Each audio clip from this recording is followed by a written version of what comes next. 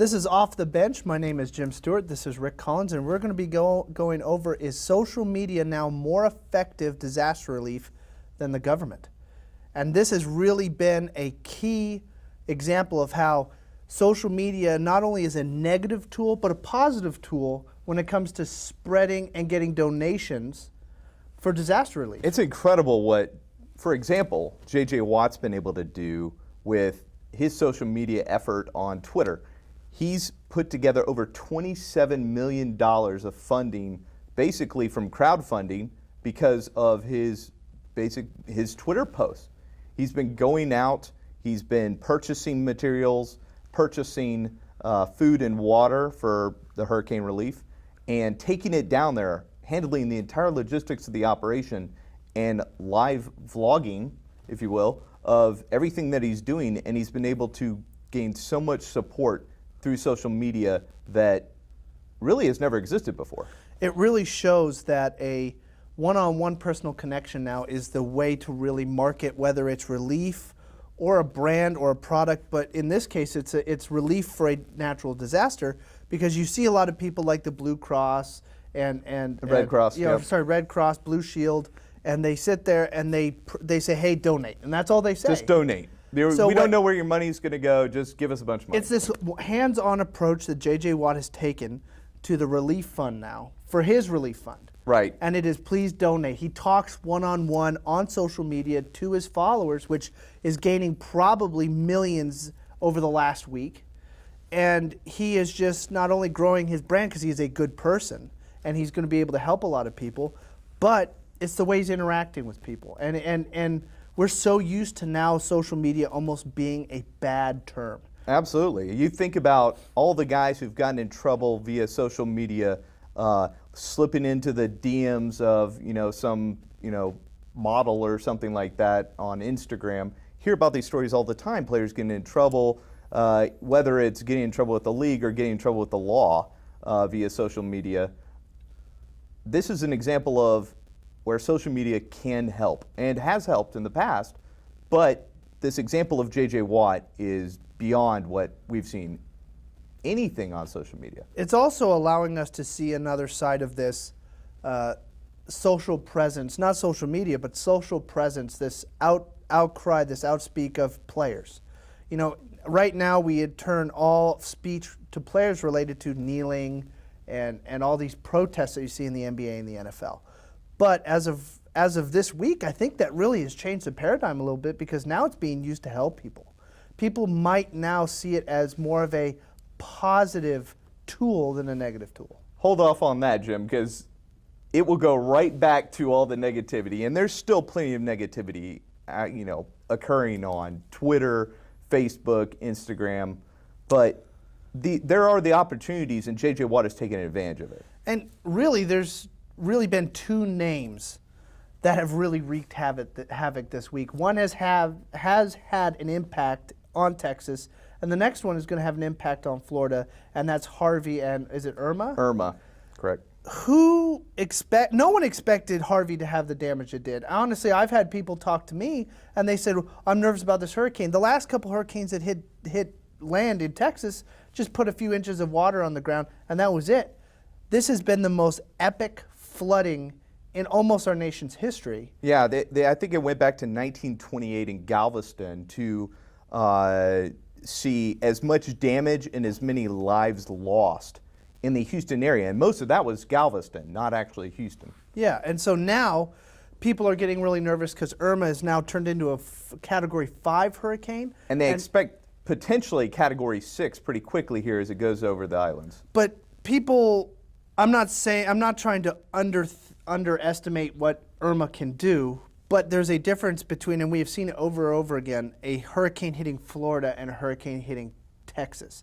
Florida, it goes across the state very quickly because it's not a very big state, and then it goes up into the continental U.S. or it ricochets back out into the Atlantic. With Texas, Harvey, is it Harvey? Yes. Yeah, Harvey hit Houston, backed up, hit it again, and then it stayed put for almost a day, and then slowly moved across the country towards the east. And it wasn't the wind, It wasn't the tidal surge. It was the amount of rain that was dropped on these areas. Beaumont got 50 inches. 50 inches in 2 days of rain. 50. Now, bringing it back to 50. I hear you. But bringing it back to sports, we did not hear about any proactive behaviors by teams going up into this last weekend of what they were going to do in terms of games, in terms of practice, in advance of Harvey hitting the coast. And they knew it was going to hit the coast. Now we have Irma approaching, and now we see a lot of proactive behavior. And I wonder if a lot of it is due to the fact that they're seeing on social media, hey, there's a lot of this damage and caused by Harvey could have been avoided if people had been aware in advance. I wonder if this proactive behavior through social media, through sports, is going to influence other people to leave the area in advance of Irma. I hate to say this, but I think it's more of a publicity stunt that these games are being either postponed or canceled, because them not having games is not going to affect stubborn people like in Houston. They knew it was coming days before, saying, I'm not leaving my home. Yeah. Them canceling a game or postponing it is not going to affect that. What this is they would just as easily make it so that they could move it up into Houston, or they could move it into some stadium around the country that isn't being used that weekend, and they could play the game. Now, everybody is making a big kerfluffle about the fact that these games, for the Dolphins especially, they're now going to play 17 weeks straight. 16 weeks 16 weeks straight. And they're acting like that's some big deal, and it's never happened before. Before 1990, and the bye weeks were introduced from the collective bargaining agreement Correct. of that year, they had always played 16 games straight. It has been done for 40 years. And before that, it was 13. But of course, during that time that they're playing 16 games straight with a bye week, there was no concept of a bye week. So they trained for 16 weeks straight. Now, teams train and practice according to having a bye week. So now that they don't have that bye week, do you think it's going to affect gameplay for these teams? I really don't, because if you think about it, in the late or early 90s and before, it was always full padded practices. They didn't have shells. They didn't go, unpadded. It was full, almost 2 a days, every day. Now, I think they have it something like outside of games, these players in the NFL are now unable to practice for more than 14 times in a season in pads. Practice. Yeah, it is so they crazy. are getting more rest than they ever have, more non-contact drills than they've ever had. Their body should recuperate. The only soreness and injuries they should get is from either a movement or fatigue or soreness. That's the only issues they should be having right now, because outside of that, there's no contact in these practices. Yeah. Plus the fact we talk about, during the break we were talking about technology that's helped them in recovery. So we have all this technology now. They're sitting in cryogenic chambers, and they've got professional masseuses on staff and chiropractors and all this stuff.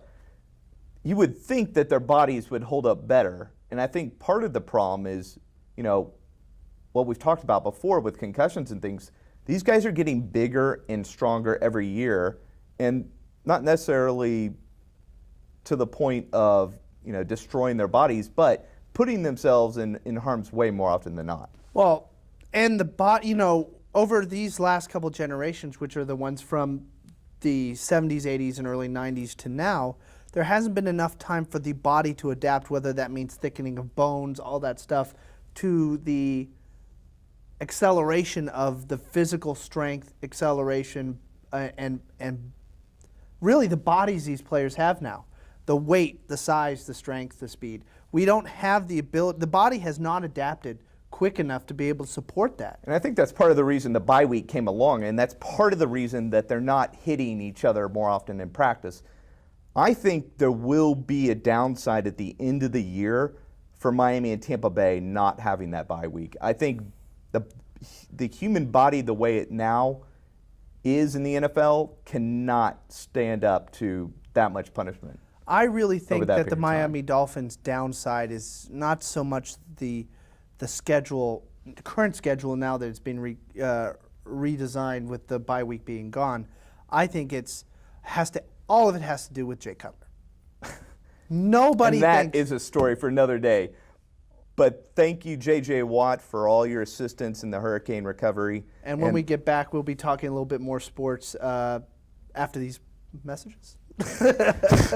I'm Ron Burgundy. I'm Ron Burgundy.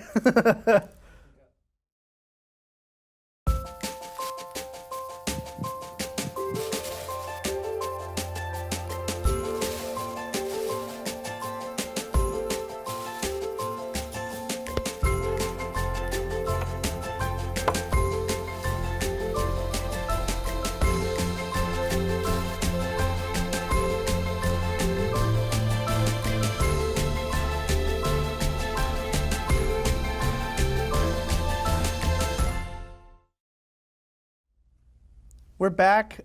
We were discussing during the break something that has been basically the elephant in the room for the last, 2 months in the Dallas-Fort Worth area, and that is Zeke. 13 months if you're going to include the entire period of when they were going after him. The ruling came down today. Zeke will still keep the 6-game suspension, which means they're going to litigation. They're going to be going to court. Not a surprise. And I've been hearing some crazy things like the NFL Players Association now has a restraining order on the NFL for some reason. Yes. I don't understand how that ties in, but Zeke, NFL cannot get within 500 yards of Zeke. I don't know how he's going to work at that point, but I really don't see how this is going to help Zeke. I guess, if he is innocent, he needs to fight it with everything he's got. That's what he's doing right now. I But mean, he's got to continue fighting. If he believes he is completely innocent, he has to continue fighting it. Tom Brady did the same thing. Now he ended up having a service sentence in the following year, but it helped not having to have him serve that year. And if he had won the litigation, then he would have cleared his name of all wrongdoing. The difference is he went into litigation Deflategate. Deflategate. There's a difference between that and domestic abuse. His was a on-the-field issue. Right. Zeke's, what he's fighting for now is not his reputation in the NFL, which is 1 year old. It is he's going to be branded for the rest of his life as a female abuser, as a womanizer, as an abuser, and I do believe that there's something to fight for, but there's a second side to that. If he keeps fighting this charge, and at the end they still find out he did it, it's going to be that much worse for him. Oh, absolutely. Now, as a Cowboys fan, I'm excited because that means he's probably going to be around for the rest of the season. If he has to sit for a portion of the season, that's going to hugely affect the chances of the Cowboys of making the playoffs. Not only that, I think this is setting precedent. Is that? Yes, you got precedent? Okay. It's setting an example now of what the NFL is going to do. I think they need to make it where, and this is what they've done, if there's any hint of domestic abuse, then it's an automatic 6. Yeah, and a lot of people think, well, how do we decide how many games he's going to get? And wait, 6 games, what if it's just a slap versus somebody who's beating their wife regularly? Well, it's all domestic abuse, right? So I understand them wanting to go to an automatic 6-game suspension. They can hold on to that. They're the NFL, they aren't the law. Now, if he, goes to court for a criminal offense, that's one thing. But this isn't that. This is just the NFL saying, we're not going to stand by and let our players ruin abuse, the shield. Ruin the shield, especially by abusing women. I think there's two sides to this coin because it has been proven that the woman accusing him is a liar. She's lied about things, yes. So that makes her a during liar. the interview. So I think that's what the other side of the coin is. She's a liar. Zeke probably didn't do anything. He's, if he's innocent, because she's lying. I think both sides are lying. I think Zeke is lying. I do think he laid a hand on her. Absolutely. But I also think she's lying because she wants to get something out of it. Now, I think the NFL needs to be a little bit more harsh on this. I think if they do something where it's being accused and proven they need to have the 6 games. But I think if something happens where they fight it, I think at the end of that year they should be gone. Give them like a year suspension. Oh, gone. No, gone. Gone? They should be gone. If they, at first he wasn't proven. Mm-hmm. But if they go through litigation and at the end this isn't litigation for him. This is litigation against the NFL for the way they conducted the research and process of finding him guilty in the eyes of the NFL. But what I mean is, and I'm not saying legally at fault. What I'm saying is if he fights this and still proves at the end that he has to hold a suspension because they couldn't prove that he didn't do it, I think he should be gone because that's basically a cost to the NFL of having to go through this process. Yes, and they need to make a statement. They need to make, okay, you know what, if you do it and you can prove right off the bat that it didn't happen, understandable. If not, take the suspension. We're not going to take the hit on the Shield. Now, if you fight us and you make this a PR disaster for us, you're gone. And not reinstate. Well, the NFL is never going to do that, but they could extend, and I could see a chance of them extending a suspension if they decided to do that. Legally, they may not have grounds for doing so. I'd love to see it happen so that we don't see litigation like this in the NFL. I think it really does put a bruise on the badge every time that a player takes the NFL, the company, the brand, to litigation, because it just shows that the players and the NFL are not on the same page, and that's never a good thing for a sport. The NFL has another problem. These players are now seeing the power that NBA players have. The NBA is a player-driven league. The NFL is a owners and shield-driven league. Yeah. And these players are now taking, as you see more and more outspokenness coming out of the NBA, and you see how the players are now taking control. You see on the other side of the fence, you see the NFL, and these players are seeing what is happening in the NBA, and they're now trying to say, hey, we have that same sort of power here, and I'm not going to take no for an answer when it comes to the NFL. They're not just going to sit there and take it. Whether that's good or bad is yet to be seen, depending on a case-to-case basis. But what is going on is the NFL now needs to cut down at the knees. This is basically an insurrection. If these players start getting away with it, the NFL will never get it back. They will never get it back because they'll go, oh, well, he got away with it. He got away with it. Now, a lot of people will say, though, that the NFL does need to lose control of all this, because in the NBA, the players have the advantage, and the NBA is on the uprise. It's on the uptick. And the NFL, as popular as the NFL is, they're seeing a little bit of a decline. You believe it's a decline? I mean, with fantasy football and the money is there. It's the viewership that's declining. You think it's ticket sales are declining, viewership is declining. But we've had this conversation before. NBA viewership is declining as well. It dropped 35% in the local markets. Yes, but national markets is still huge. I see this as, I got to take the Colin Cowherd side. I see this as employer-employee fights. Yeah. As much as these players think, hey, they don't have a right to do that, you guys signed a CBA that said that the commissioner has the ability within his parameters to do whatever he wants. And now that he's doing whatever he wants to protect the integrity of the Shield, they are now complaining. They're now saying, hey, that's not fair. You have no right to do that. He isn't going outside the Shield. I mean, his parameters. He's staying within his little box that the owners gave him. And he's going hard at this because he is now facing a surge in the last 10 years, because this is close to his 10th year as a commissioner. During that time, social media and all that stuff took off. No commissioner previous had to deal with that sort of stuff. He is having to put out fires constantly that are made by players. And he is trying to lay down the law. And what is happening is these players are trying to sit there and they see everybody saying, I have a right. And I've heard this conversation before and this reasoning before, freedom of speech. I understand everybody has the freedom of speech, but the owners also have the freedom to suspend you. If I walked into my place of business and I started spewing stuff that the company doesn't want me to, if you worked at a restaurant, you just started saying stuff that made everybody uncomfortable and put the restaurant in a bad light, they'd either fire you or suspend you. They'd make you go home. They wouldn't sit there and let you do it because you don't have a right to do that in an establishment. No, I agree.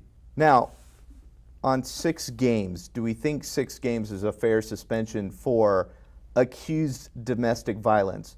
Or do we see hey, we need to have a suspension parameter for accused domestic violence versus proven in a court of law domestic So violence? I think there's 2 ways to go. I think there is automatic 6 until proven innocent, because in some ways they have to do that. Or they have you have brought shame to the shield 2 games. Right. If you are proven, it's 8. Yeah. So you have a minor suspension because you have brought undue stress to the shield.